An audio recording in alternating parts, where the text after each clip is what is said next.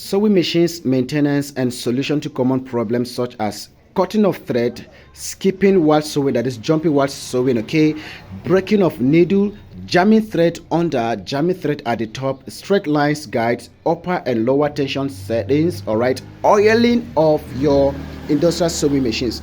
Watch this video carefully. It is from step 1 to step 4. You have to watch the video step by step. Coming from High Level of Grace HLG, the online teacher of classic bags and the shoe making. My WhatsApp contact is right there. Screenshot and then you message me on WhatsApp in case of anything, okay?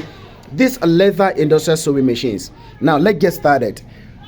What is the upper tension and what is the lower tension? The upper tension is here. The function of the upper tension is to help regulate the flow, that is control the flow of your thread, the upper thread. While the lower tension, which is this very one, also known as bobbin case, and the last name is shodu. You may have other names for it, okay? But shodu, you call it shodu, you call it upper, lower tension, you call it bobbin case. And this is the bobbin itself, okay? The familiar one is this one, okay? Very good. So now the next step is this. If your machine is normal, how do you know?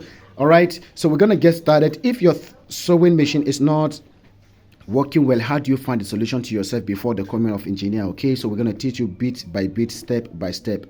All right, this is just the step 1 of the very video. All right, so now the lower tension, what you should actually take note of is the tension itself. The tension is this zinc at the top. That is the zinc at the top, and this is what you shouldn't do at all.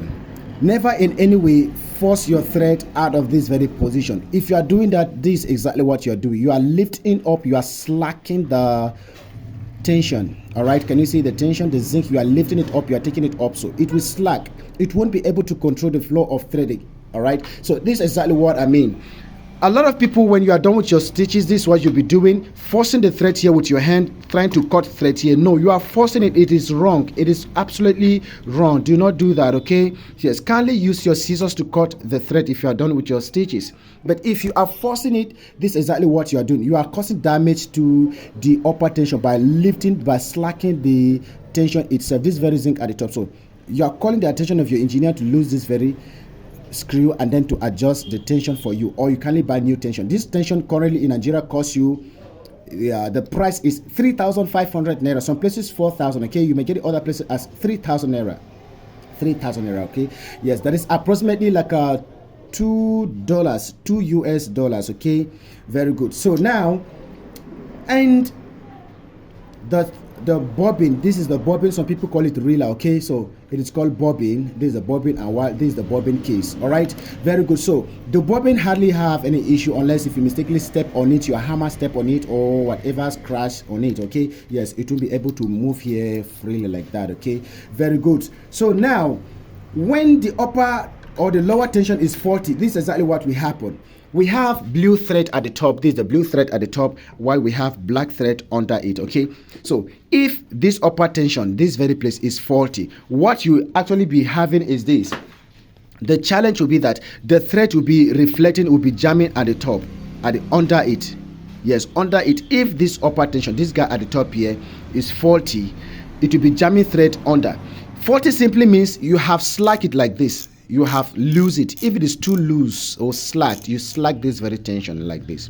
All right, yes, it was so normal for you, okay? So anybody can mistakenly do that for your on your machines, your students, your children, or whatever, okay? Yes.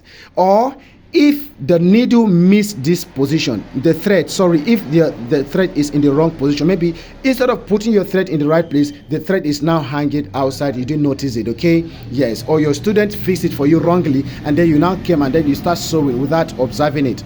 So the thread will be jamming under.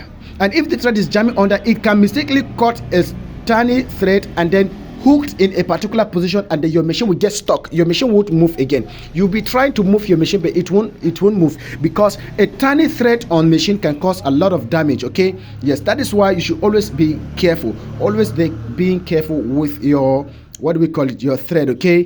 Very good. So you have now known that if the upper tension is not well set, or is faulty, or the thread is not in the right position, the thread will be jamming under. And also, if the needle plate, this is the needle plate, this machine plate, this very one, the needle plate, if it is faulty, it is broken here, if there's any breakage in this very position, that very round hole, if it has broken, so the thread will also be jamming under, okay, or skipping. Yes, those are the causes of skipping. All right, so one of the causes of skipping, if your needle is not well set, maybe the length is too much or too short.